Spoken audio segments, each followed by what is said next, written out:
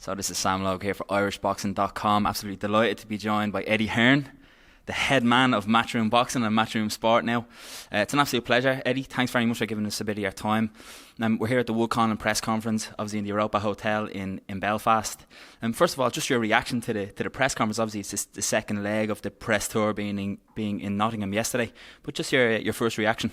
Great, a lot of fun. I mean, obviously, we live in a world of restrictions now, so unfortunately, we had to turn a lot of people away, but still packed in there, great atmosphere, and you know, it's important to a lot of people, this fight. Obviously, we know what it means to fight fans in Belfast. We know what it means to Michael Conlan and his family, to Lee Wood, and you know, you've seen that in the ticket sales, the interest, the turnout today, yesterday, and we've got like a little bit of a mini Quigg Frampton, you know, and it's gonna, the time this fight comes around, it'll be up there, you know, with that fight, and great dynamic, two great fighters, a 50-50 fight.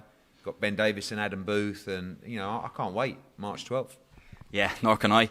What do you make of the kind of the Conlans coming at Ben Davison with the kind of, you know, saying he didn't believe in his man, was telling people he was going to lose a fight and stuff? Like, what do you make of that? Is that just Jamie and Mick trying to get into his head, or is there an element of truth? Like, what's your kind of take on it? A little bit of mind games. You know, I think you're in a situation where the Conlans will want to get under the skin of Ben Davison and Lee Wood. I think they feel like Lee will under the pressure of a fight like this and an occasion like this, because he's not really been there before, and they'll be doing everything they can to make him feel uncomfortable. So, you know, this has got all the dynamics. Yeah, we talked about Quigg Frampton, and here you've got two great trainers, Adam Booth, Ben Davison, you've got Jamie. This is just the start of the build-up. You're going to watch social media over the next 7 weeks, because the mind games are important, and I think Michael is someone that is a believer in mind games, and him and Jamie and everyone will be doing everything they can to get any edge they can going into the fight.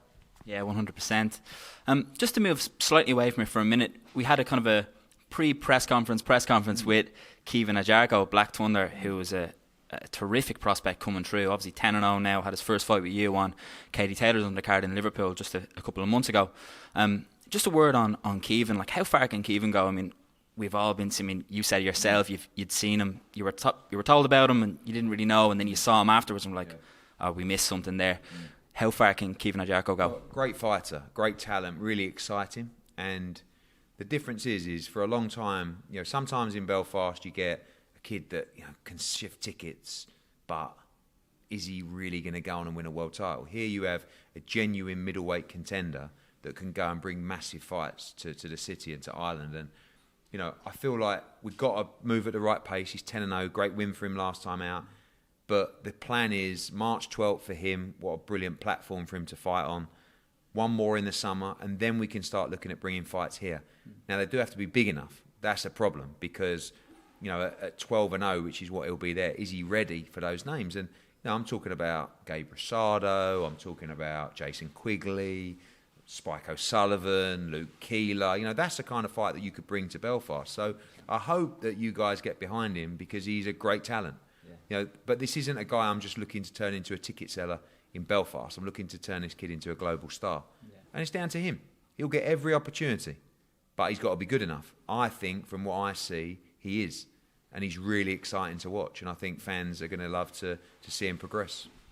Absolutely. I mean, you've thrown some really good names in the mix there as well. I mean, I've talked to Kevin a few times, and he's kind of always been a little bit coy about kind of, you know, mentioning names and, you know, who we might want to. That's got to change. You know, you've got to call people out. You've got to start, you know, making a name for yourself. You've got to be outspoken at times as well. But he, like I said, he's good enough. It's not like, oh, we got a kid who can go on and win a couple of domestic titles. This kid could be a world champion, and you know, I look forward to watching his progress. Yeah, as do I. Is it kind of it seems to be I mean, obviously, you seem to be totally behind him, and is it that kind of full package? Is he one of the guys who you've seen recently who, because not everyone has the full package, like you said. Some guys can sell tickets, some guys are powerful, some guys are slick, some guys have a few elements. Yeah. But Kevin, and I shouldn't have an opinion, but in my humble opinion, seems to have a lot of what it takes. Is that the thing? Is that why you seem to be really pushing him now? You've got to be exciting, and he's exciting. Yeah. And when I watch him, you know, I feel like we have a fighter that can go on and do big things. Yeah. A lot of it is down to him. He'll get the opportunity. He'll get all the shows. He'll get, you know, he'll get moved in the right way. But he has to perform. Now the pressure starts increasing. You know, for the last fight, just early on, he just tried a little bit too hard to impress. Then he settled in, boxed really nice, got the stoppage. Now I think he'll just start to get used to that kind of atmosphere and that kind of stage. He's going to have to go through the gears. Now, does he have the ability to go through the gears? We're going to find out. We believe he does. It's very difficult to say that someone reminds you of Canelo because, you know, you get laughed at. But he is a guy that actually reminds me a little bit of Canelo in terms of how he fights. So a lot of it... His shape, kind of how he shapes up in the ring. Powerful and, you know, but a long way to go. 10-0, no rush. We'll move him in the right way. 100%. And obviously, he's kind of another Irish guy in your stable now. You've got a few guys, especially from the north, and you've worked with a few other Irish guys in the past few fights. So what's the plans going forward? Are we looking to come back to Belfast? So first answer that, and then I need to grill you about coming to Dublin, because that's a big one. I'm from Dublin myself, and we haven't had a big boxing show since you were there with Matthew Macklin in 2014, I think. So first of all, when are we looking to come back to Belfast, and who are we looking at for that card? CAOIMHIN, really. You know, I think obviously Michael Conlan's with Top Rank, so see what happens there. You know, win or lose against Lee Wood. But you know, when I look at our stable, CAOIMHIN's the guy to bring back here. But firstly, you need to build him. Then you need to bring the right fight here. Yeah. And when you talk about Dublin, obviously Katie Taylor is the fighter that should box in Ireland before anybody. and obviously we're looking to do the Serrano fight. That will be at Madison Square Garden. If we get that over the line in April, maybe we do number 2 in Dublin. You know, I feel like it would be a bit of a travesty if she never boxed in Ireland, but she is also a global star and has had the blessing of fighting on so many great cards in so many different countries. Yeah, 100%. But let's touch on that for a second about Dublin. You haven't been back. I don't want to assume anything, but you've signed a lot of Northern Irish fighters, or Irish fighters, but who are based out of Belfast or from the north, but not many who are kind of from Dublin or from the south of Ireland. You have had a relationship with JONO, CARROLL, which we'll touch on now in a minute. But what has been the hesitation in coming back to Dublin and putting on shows in Dublin? Are there difficulties, or if you can just talk to me about that, especially with a ready-made star like Katie who could fill the Aviva Stadium? Katie's the one, you know. There hasn't been a lot of, quite honestly, Irish fighters that I feel can fill arenas. I mean, JONO CARROLL was a great fighter, but there's nothing that would suggest that he could fill a stadium in Dublin. I mean, you know, I'm sure he'd do very well there, but filling stadiums and arenas is not, you know, everyone always says they'd fill that stadium, I'd fill that stadium. It's not that easy. Do you know what I mean? Yeah. But Katie is the one. You know, Katie is really the only Irish fighter, in my opinion, that could fill a stadium or a major arena. So, you know, why haven't we signed many Irish fighters outside of Katie? Just because I don't think there's been a massive sort of pool of the fighters from Ireland that we would suggest will go on and win world titles, in all honesty. Okay. But we have the greatest Irish fighter of all time, which is Katie Taylor. So why do you need any others in a little bit of a way? But you know, because we wanted to come back to Dublin. It was a great night. She's the one that should go there and hopefully will go there and hopefully will beat Amanda Serrano in April. 100%. I want to touch on a few Irish fighters who you work with and who you have done work with, and just get your thoughts on, you know, if you're going to work with them again, what maybe is in their futures from your perspective. The top of my list that I had written down is Eric Donovan, who you had at Fight Camp. Yeah. Eric, it seemed like he did really well at press week. Yeah. He had a great fight with Zelfa Barrett. Unfortunately, he got clipped and knocked out, but he was doing really well in the fight. He held himself really well all week and in the fight as well, as I say. What do you think going forward for Eric? It seemed like working with Mark Dunlop that he would get another shot on a Matchroom show. Is there any potential for that going forward? He should get another shot, quite frankly. I mean, there was nothing contracted, but you know, I said I'd give him another opportunity, and I should do that as well, because he did box very well against Zelfa Barrett. He moved up in weight to do that. He was tremendous all week. Lovely man. Obviously, Mark's a friend of ours as well. Yeah. It's just, you know, in what fight? I think that's what it's going to come down to. And operating at featherweight, who is that fight? You know, so we'll have to see. But you know, he's a good man, good boxing man, good fighter, and hopefully we can get him another fight. 100%. And then you have there's a few names, but Thomas OToole was a fighter who was on your Andrea Quigley card. Yeah, what do you think of Thomas? First of all, how did it come about that he was on that card? I didn't know anything about him, in all honesty, and we got approached and said, look, there's a local Irish guy, obviously Quigley was on the card, so, and I said, yeah, you know, great, and he looked good, very powerful, and I think he's a good prospect. Any plans to work with him in the future, especially maybe on the American cards? Yeah, we got so many, but obviously, like when you do a Taylor Serrano card, all of a sudden you want to think about putting the Irish on there and stuff like that. So we'll see. 100%. Big Tommy McCarthy, obviously was European champion under MATCHROOM.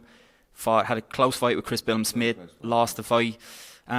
Is there any possibility of a rematch? And what do you want for Tommy going forward? I want to see the rematch, actually. I think that, Billum-Smith's got a mandatory against Turchi, but I want to see that rematch because I think it's a good fight. Mark Dunlop's been plaguing me to get him on this card, which we'll have a look at as well. Yeah. We'll probably run him out in March and then maybe look at the Billum-Smith rematch for the summer. Brilliant. What about James Tennyson? He's been out since his upset loss to Giovanni Straffon. Very, very upsetting loss, first round knockout. He's been out. What's in Tenny's future? Obviously, there was a lot of hype building behind Tenny before that loss. Probably the hype was the reason, one of the reasons for the downfall, against Straffon. And I think he struggled with weight that week as well. I think Mark will make an announcement about his future soon. But a big puncher and very exciting as well. Yeah, 100%. I'll wrap it up now in a minute, Eddie. Just one or two. We don't get you very often, so to ask you about the Irish fighters is kind of important for us. But obviously, Katie Taylor's next fight is looking. You want it to be Serrano. How close are we to a deal and to an announcement? Very close now. I mean, just a few things to tie up. April, it's been very well reported. You can't really get away with any news not breaking. Hopefully, we can get that done. It's such a huge fight. We talk about it being the biggest fight of all time in women's boxing, correct, but it feels so much bigger than that. It feels like an iconic moment where the sport changes and finally women fighters who we've been campaigning for so long because of Katie. Yeah. She gave me the passion for that. Get that moment, that moment to shine at Madison Square Garden in a big room. And that Taylor Serrano can only be an absolute thriller. And myself and Jake Paul and DAZN and Madison Square Garden will work so hard to give that the platform it deserves. And then we can just, once you're tuned in, I'm so confident you'll love it because I know what kind of fight it will be. So that's a big moment for boxing and a big moment for me personally. And hopefully we can get it over the line. I hope so. Very last one. There has been some criticism lately for Katie on her last couple of performances. A lot of people getting a little bit worried that she may be starting to slide a little bit. What do you think of that criticism, and what's your opinion on her? I mean, I know that a lot of people have said the opponents haven't been as good, and maybe that's to answer for the performances. But what's your take on it? My take is that I think there are two fights that she wasn't overly motivated for, subconsciously. If you said to Katie you weren't motivated for those fights, she'd take great offence to that because she's very meticulous in her preparation. But you can't, if you don't have fear in a fight, you can't really, I think, raise your performance and your levels to what's needed. The performances that she's had would not be good enough to beat Serrano. And quite frankly, the performances by Serrano recently would not be good enough to beat Katie Taylor. Yeah. It is a pure 50-50 fight. Serrano punches very hard. She's going to try and walk her down. She's going to try and beat her up. Katie's going to have to stand and trade. I feel like the fight will be quite similar to Pursuit, that thriller. And it'll be really dangerous. And I can see both girls getting hurt in the fight as well. But it is what it is. It's the greatest female fight of all time. It's the undisputed lightweight world champion against the 7-division world champion. If this was men's boxing, it would be the biggest fight in boxing, and it should be, and it will be one of the biggest fights in boxing. So Katie has to raise her game in this fight. She knows that, and so does Serrano. This fight could go either way. It's going to be a thriller. 100%. And I'm going to leave you there because I believe you have a flight to catch. Thank you very much for your time. Sam Loke here with irishboxing.com and Eddie Hearn. Thank you very much, mate. Cheers, mate.